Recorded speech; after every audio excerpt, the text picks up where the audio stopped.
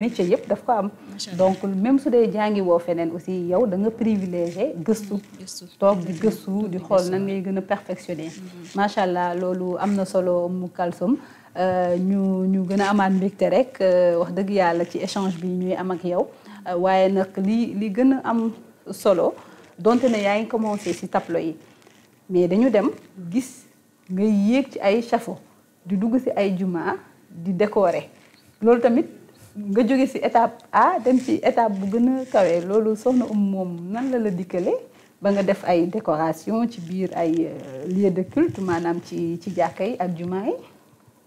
loolu tamit dëgër fit. sama deuxième tour xam naa mooy dëgër fit macha allah dëgër fit parce que ci juma yi man may fàttaliku ba ma doon defar sama logo KMG. dama ko doon def après maa sama benn ñoo ko doon defar Moustapha. d'accord léegi nag si logo bi dama ne ko logo bi nañ si def benn genre juma comme genre sticker yooyu ñuy def. benn genre juma ak genre livre Coran genre kaamil quoi. taaral waaw loolu rek moo tax mu nekk def parce que tableau à l'époque tableau rek laa doon defar. ma ne ko nañ si def juma def si kaamil. c'était juste pour rafetal logo bi. mais xalaatuma woon ne après dina dox ba may def décoration mosquée. xalaatuma ko woon sax. léegi nag benn jour sama benn ami Facebook sëñ Dame à chaque fois dama koy tudd parce que moom bokk na si nga xamante ni ñoo njëkk a partage sama ay œuvre si internet bi. macha allah bokk na si aussi ñi nga xamante ñoom may fit ba mu commencé def décoration mosquée. dëgg la parce que dafa commencé ne ma dama bëgg nga defar ñu juma njaaxle ne ma juma ji dama bëgg nga defar ko def décoration bi ma ne ko décoration juma ko mënuma def décoration juma de. parce que dafa woon liaison bi en fait entre décorer tableau. ak dem décorer juma c'est ça dëgg la. léegi nag ma ne ko décoration man mënuma def décoration mosquée de mu ne ma mais je te fais confiance ma di nga ko mën. ma ne ko léegi nag ma commencé. ndeysaan am loo mënul da nga ciy sawar ma sawar si nag loolu sax chaque instant ma woo ko ne seen affaire fu ñu toll. léegi nag moom seen ñenn ñi nekkoon foofu dañoo xawoon am xel ñaar parce que comme xam ne ne kii ay tableau lay defar xamuñ jumaa ji nan la ko war a def. ñu xawoon si am xel ñaar. léegi moom nag ndeysaan mu wóolu ma. ndeysaan ñu ko léegi da ngeen di jënd matériel ma defar ñu jënd matériel ma dem jaarde dem defar jumaa ji mu nekkoon benn expérience boo xamante ni macha allah yàlla def si ndam mu réussir. mu nekk loo xamante ni bokk nañ si ma lancé. après nag seen nañu commencé nag di xam sama liggéey ñu may woo si jumaa yi si jàkka yi salle de prière yi ak yooyu yëpp macha allah. macha allah donc mooy li ñuy wax rek nit ki moom boo nekkee di entreprendre à chaque fois début bi dina nekk loo xam ne nii peut-être nit ñu bëri duñ ko gëm. wala nit ñu bëri duñ la wóolu.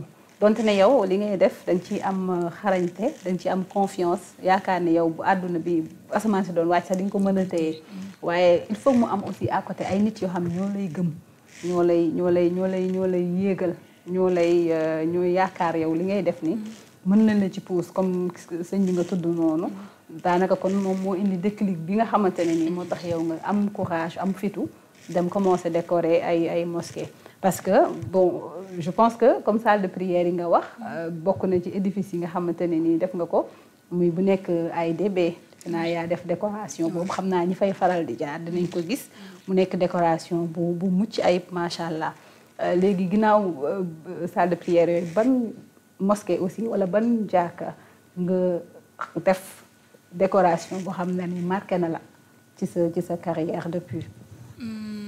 mën naa juma bu Sëriñ Abdou Aziz Kébé Thiès ak juma bëri na ay juma nag après nag juma Maka Diané juma Parcelles Assainies ok juma AIBD aussi juma yu bari nag wax dëgg yàlla que boobu peut-être moo nekk première juma bi ma njëkk a defar ak émission bi ak yooyu yëpp mais après juma yëpp parce que da nga si am ay expérience yoo xamante ni voilà benn bu nekk c'est unique macha allah benn bu nekk c'est unique te bu ñu nekk tamit derrière day am histoire bu tax ne yow mii boo defaree œuvre bi ba pare dina la topp ci sa carrière mais en tant que jigéen Oumou Kalsoum parce que tamit bon tey jii xëy na prétexte bi c'est encore toujours ñu ngi si weeru mars boo xam ne nii dañuy dalal jigéen ñi di leen sargal ci métier bii nga nekk ndax yomb na te it ndax boo ci jonjonte ak góor ñi su fekkee sax am na ay góor yu ci gën a xarañ fii ci Sénégal di ko fi def ndax est-ce que loolu yomb na. waaw yombul nag si jigéen. sama yaay dafa naan ma liggéey bi ngay liggéey góor la. ndax daa metti trop nag metti na trop. boo xoolee tableau yi déjà commencement tableau yi daaj teg toile. peinture de base de peinture de fond commencé bind. coono bi sëgg bi sa loos yi dina metti sa ndigg dina metti nga boole ci defar juma moom moo gën a compliqué parce que c'est à hauteur. si parce que am